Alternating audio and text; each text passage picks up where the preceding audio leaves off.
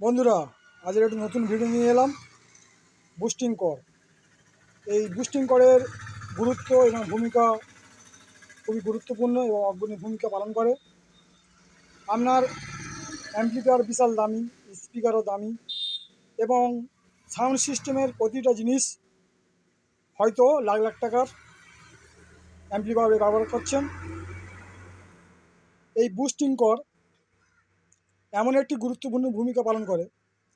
আপনার হয়তো এই বুস্টিং কর একটা অ্যাম্পলিফায়ার থেকে আরেকটা অ্যাম্পলিফায়ারকে সাউন্ড দিতে বুস্টিং করের খুবই প্রয়োজন এবং বুস্টিং কর দিতে হয়, তবে একটা অ্যাম্পলিফায়ার থেকে আরেকটা অ্যাম্পলিফায়ারে সাউন্ড ইনপুট হয় এবং আরেকটি অ্যাম্পলিফায়ার থেকে সাউন্ড ইনপুট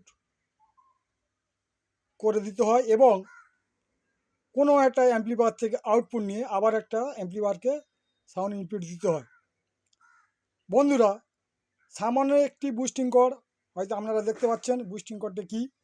এই বুস্টিং কর যাদের পুরনো আছে বা ধুলো ময়লা লেগে যদি সালফার পড়ে যায়, এই সালফার পড়ার কারণে বা বুস্টিং করের কোনো সময় যদি আর্থিং ছেড়ে যায়, এই বুস্টিং কর সমস্ত প্রোগ্রামটাকে কিন্তু বানচাল করে দেবে। সাউন্ড সিস্টেম ভালো হবে না বা সাউন্ড সিস্টেম যাবে না।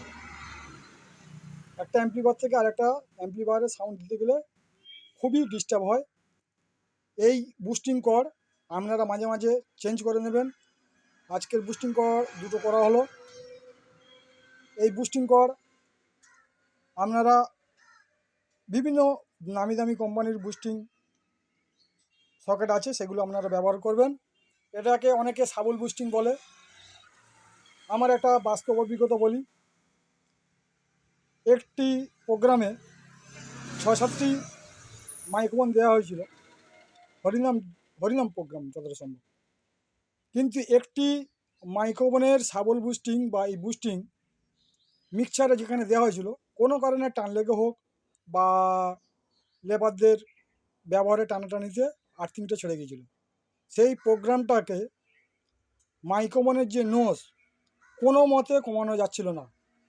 অনেক চিন্তা মানার পর ঠান্ডা মাথায় দেখলাম, প্রতিটা বুস্টিং করার পর একটা দেখলাম আর্থিং ছেড়ে গেছিলো। একটি সামান্য মাইক্রোফোনের সকেটের জন্যে বা এই বুস্টিং করের আর্থিং ফেলের জন্যে সাউন্ডটা পুরো নস উঠছিল, টি করে আওয়াজ হচ্ছিল।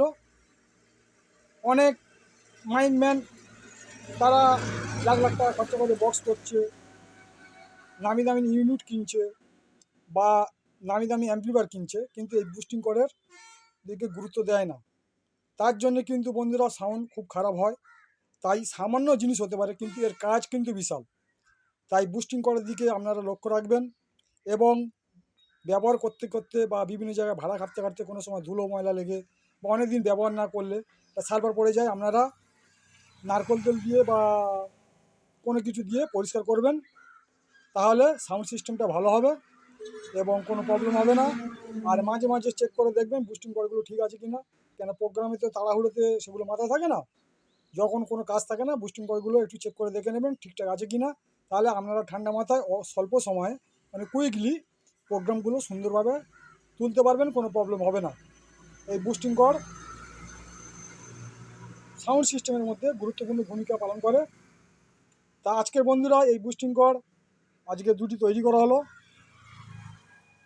যারা যারা এই বুস্টিং কর্ড ভিডিওটা দেখছেন সবাই মিলে লাইক কমেন্ট করবেন এবং চ্যানেলটাকে যারা এখনও পর্যন্ত সাবস্ক্রাইব করেননি বন্ধুরা, আপনারা চ্যানেলটাকে সবাই মিলে সাবস্ক্রাইব করুন এবং আরও ভালো ভালো ভিডিও পেতে এই চ্যানেলটাকে সকলকে রিকোয়েস্ট করা হচ্ছে চ্যানেলটাকে সাবস্ক্রাইব করুন। বিশেষ করে যারা নতুন মাইক সেট করছেন বা মাইক সেটের জিনিস করতে যাচ্ছেন, আমার এই ভিডিওগুলো দেখবেন। আশা করি আপনাদের কাজে লাগবে বা উপকারে লাগবে বা আপনাদের হেল্প করতে পারবো। তাকে আমাকে নিজেকে ধন্য মনে হবে। সবাইকে ধন্যবাদ জানাই। আজকের ভিডিও এই পর্যন্ত শেষ করলাম। ভালো থাকবেন বন্ধুরা।